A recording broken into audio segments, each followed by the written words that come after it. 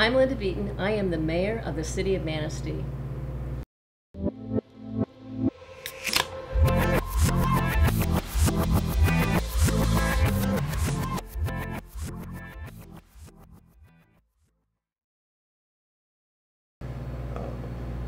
Do you like being mayor? I'm enjoying it. I will be totally frank. I do enjoy it. I'm meeting a lot of new people. I'm looking at Manistee in a whole new light sometimes. I really take my responsibilities very seriously because I have to remember, and it's not hard to remember once you start meeting a bunch of people, that you represent everybody who lives here, and they all have different needs. And they all have a different, sometimes a very different vision of what Manistee should look like. So it's hard to find that balance, but I keep it in the back of my mind all the time when I'm voting, because I don't want to disenfranchise anybody. And it's important to me that we keep that in the forefront. If it comes between people and infrastructure, I probably lean more toward people's needs. Let's talk about that real quick. Yeah.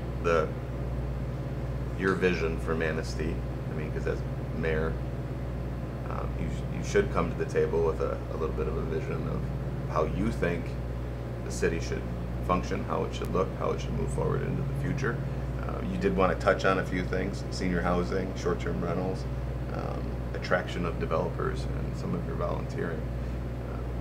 So I'll open up the table to you. We can start with whatever you want. Why don't we start with senior housing? Because that's been a hot topic lately. It has been. The Wagner Center, home to the Council on Aging, is undergoing a tremendous task of trying to figure out what they really need in the way of senior housing. The vision there has always been to build something around the church, which is now called the Wagner Center. So what they've done is they weren't getting any support for help, and they went out and they hired a consultant. They hired a company called TDA. The cost of that fee was $16,000. They were able to secure $10,000 from the foundation for the fee, and then they came up with the other $6,000. I have been in a lot of meetings, not all of them, regarding housing around the Wagner Center, and I'm impressed with what I have learned and have seen with the people that are from TDA. So I think they're on the right track. They're doing things methodically. They are going to have focus groups set up in October. And they're going to have people come in, sit at tables. There'll be a person facilitating at each table. They're going to survey things like their income. That will all be very confidential. That'll be separate from the other survey questions as far as what they expect their housing needs to be. Because we really need to figure out exactly what belongs there and what's the best fit if we're going to put senior housing there. So I'm very proud of the fact that they've taken this step. It's very ambitious, but I think they're doing it in the right steps. So I live right behind that. My backyard has a clear view of the front of the church. Sure. And I'm all for it. I have been. I've seen it successfully done in other communities. I've seen other retirement homes. My parents went to one that independent living all the way to the end of life. They both were in 2 units next to each other. They both died within 39 days of each other. Then they were both in what they call the memory lane. So they had been losing their, Sure. mental capacity for a while.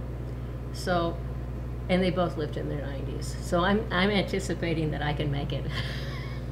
So I think it would be great to see a very robust, active group of people living there to develop more activities at the senior center.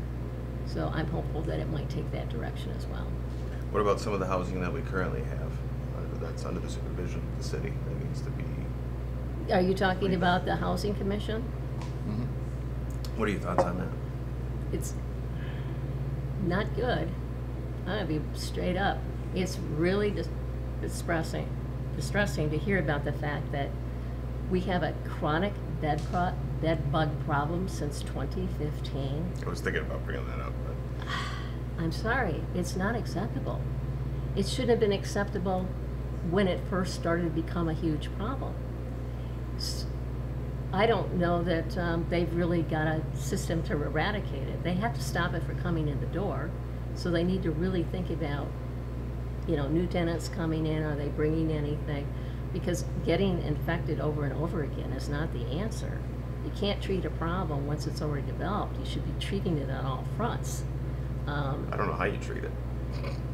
There's all kinds of, Yeah. you know, heat source, you know, things to do it. But honestly, it's a visual check. You can see them. Pick up a mattress. You can see them under a mattress. There should be, in my mind, and I've been told this can't be done by the executive director of the housing, they don't do wellness checks. I find that scary. I find it really sad that we had not too long ago a resident died in her apartment till her relatives started getting concerned because they couldn't reach her, and finally reached out to the police department and they came in, and she had been dead for maybe a day or two. They need to develop it inside there, a good atmosphere where people want to check on each other, and they may be doing that. I've heard a lot of stories. I hear the bad stories. Sure. And I'm very worried about what's going on there. We need to have a more direct approach with how to handle the management over there. And I'm not sure how to do that. I'm going to be perfectly blunt. I mean, we have a housing commission. They need to take the reins and they need to drive this. I'd agree with that, 100%. Yeah. And we have some good people on it. So I was hoping that we would get a resident tenant that would step up and take the place of James Bond, who's been in that role for a while, because I'm starting to hear stories about he's, you know, they don't know who he is or he's not approachable. I don't know what to believe. The only way to figure this out is to get more insight into what's actually going on there. So that's my take on it. Well, it's a good take. That's a hot take for sure. I'm sure it is. Well, we're going to keep the fire hydrant open, and why don't we just go right into short-term rentals? Short-term rentals. Well, we know that we have at least 157 of them, and most of them are on the north side. And that's largely due to the development of Harbor Village. Harbor Village started out as buy a condo and rent it out. We'll handle the rentals. Sure. That was, you know, we didn't even call those short-term rentals back there. We just called them rentals. We just called them you know, rentals. Vacation rentals. So that's still a very populated area with short-term rentals. But when you recognize that there's 13, I believe, condo associations under the umbrella of Harbor Village, they Is it each really? have their own boards, and they each have their own bylaws. They do a pretty good job of policing their own people in those. I mean, every style of condo has its own board. The Okay. cottages all. Okay, that makes sense. Yeah. So I don't have a problem with the condos. I don't have a problem with the Edgewater condos. Those are short-term rentals, and they have flipped over and they've turned in. Investors have bought those, and the price is, you know, exactly where they thought it was going to be when they did the Right. original vision. But I Yeah. don't think they ever thought that they were going to be short-term rentals. But that is what's driven that market. There's some good things. We see properties being improved, but I will tell you, we have a lot of nice little homes on the north side that are being purchased by investors that are using them as short-term rentals. Some of them are very well managed, and others are just, every time there's a disturbance, they call me. I get to hear very regularly from the residents when something's happening. And although the standard answer should be, please call the police, Sure. the police never get there in time. They just, you know, they're busy. It's hard. It's tough. So the parking is terrible. If you, for example, I'll give you a wonderful example, because I have something going in across the street from me. I don't know what it's going to end up being. It was a duplex, a very small duplex. It has 1,265 square feet. It is sitting on a lot size of 3,200 square feet. It has 2 apartments in it. One has a couple of bedrooms, one is just a very small 1 bedroom. The owner of that building, really nice guy, he always put long-term renters on the other side. I don't know how he did it. I think it was magic. I've been there 12 years and I've seen a variety of renters rent that space for a year or less, or 2 years, you know. He's always found good renters. He just put a sign in the window, or he's advertised on Craigslist, and he's got a network here, he's got relatives here. Done a great job. It's just recently been sold. Because it was always considered a duplex, because he used the bottom apartment for himself when he came up, it's still it's grandfathered in. There's a state law that says you can't make zoning changes and disenfranchise people. If this was a brand new short-term rental, it would have to be, for a duplex in zone 2, it would have to be 10,000 lot size square feet. It would have to provide for 2 parking spaces for each apartment off the street. And it would have to have a minimum, I believe it's 960 square feet per unit. As you can see, 960 times 2 is way more than 1,265. So it wouldn't be considered a rental. It wouldn't even be a single family home rental. Because for a single family home rental, it's got to be 6,000 square feet for the lot size. So there's the problem. We haven't figured out where they all are. We have a fair idea of where they all are, but we missed the opportunity to hire a company to do a deep dive and really find out where they're all located. So what's the goal after you find out where they're all located? Well, I think we need to actually hire a service, but that was voted down by City Council. So I'm not sure what the next steps are. The mayor of Ludington, I've been in meetings with him I actually went to a mayor's convention. Can you believe it? It was in Cadillac, so it was easy. So I met him that way, and that was just a few weeks ago. I mean, I said, how are you happy with your short-term rental policy? He goes, yeah, 30. We limit it at 30. You know, it was hard to get through, hard to approve, but we limited it to 30, and now we have control of our housing stock. I'm thinking, that's huge. 30, that's not a lot. That's not a lot. I don't really see that happening here. I'm surprised they got it that low without, Yeah, they looked at all a ton of people. I know. You know what I mean? They did it. Because they're a little bit bigger than Manistee. So to say that we have over 100 and some. They have 2,000 more people than we do. Yeah. So, yeah, it's incredible. So I am concerned about it. Obviously, when you don't know who your neighbor is, it's a little disconcerting. I'd like to know. I like all of my neighbors, the quirky ones especially. You know, the more diversity, the better off. I really enjoy them. So and even the long-term renters, we've got one across the street who's been there since I've been in my house, and I've been in my house for 12 years. I love her. I watched her son grow up. He's a huge football player now. Good. Plays for Onekama. So.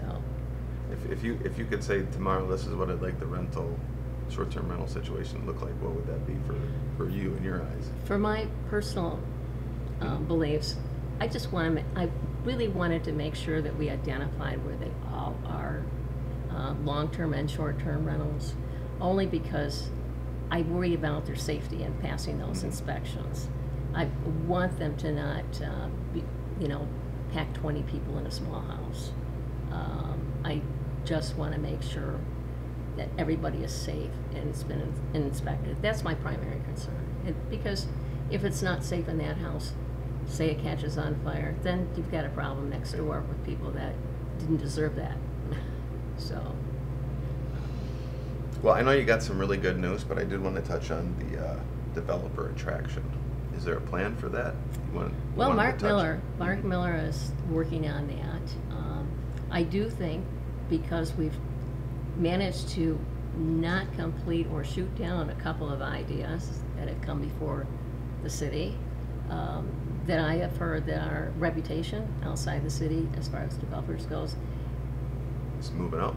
not really moving up. I think I think there's some negativity out there that's hurting us. And I think we need to make sure. And you think that stems from not allowing certain projects or allowing certain Not allowing Okay. projects. Developers, I don't think they understand. Developers really put in many hours Sure they coming do. at developing plans, architectural features that people want, that, It's not cheap. they have to price everything out. I mean, they don't get a plan approved, it's gonna cost them, it could cost them between $100,000 and $150,000 easy. Sure, just in depending on the time. scale. Yeah. Right. So, I would like to avoid that so that we don't develop a bad reputation. I think with the Hampton Inn and the other projects, with the Gateway projects, we are moving in the right direction. I see those as a real draw for the city. So I see good things ahead. I'm more positive than negative, trust me. It's good. I'm way more positive than negative. Good. So what's the good news? What's the good news? The Riverwalk. We got the grant. Oh, that is phenomenal. We got Did you the know that? grant. Bill Gamble worked diligently on writing this grant, and with the help of Spicer. Writing a grant, just you're requiring paperwork and paperwork and paperwork. He's done a tremendous job. So we received a grant yesterday for $850,000. There's a matching portion that we have to meet. That's $240,000. So we have over $1 million worth of new money that we will put into fixing the Riverwalk. That's exciting. It's very exciting. That is really exciting. Yes. Yeah, we found out about that at the end of the day. That's amazing. Yeah. That's really good news. Very happy about that. I'm And very that happy is to a hear that. very big draw, and that is all part of economic development. In a future draw, so we need to make sure that we keep it up, we fix it up. We do. It's very much been, In a nice little spot to have some pop-up businesses. There's you all know, kinds of things we could talk about with I this. know. Cindy Lundberg, the first time I met her was just before we appointed somebody to be in, Roger's spot. I wanted to meet her. I didn't know who she was. I mean, I knew she was Eric's sister, Eric Gusted's sister. But when I met her, she is just so enthusiastic. She's very enthusiastic. And we walked along the Riverwalk, and she said, Great teacher. all of this is a missed opportunity. She said, I grew up here, moved to California. The back of all these buildings should have little kiosks out there, tables. Should be able to order a drink out here. They could be selling merchandise. All kinds of things could be happening. We're not utilizing that space. And I think we need to really grow that part of it. So maybe with the money that we're investing in the Riverwalk, more of the property owners along the banks will see the value in doing something like that. So I'm happy. I'm happy to have you.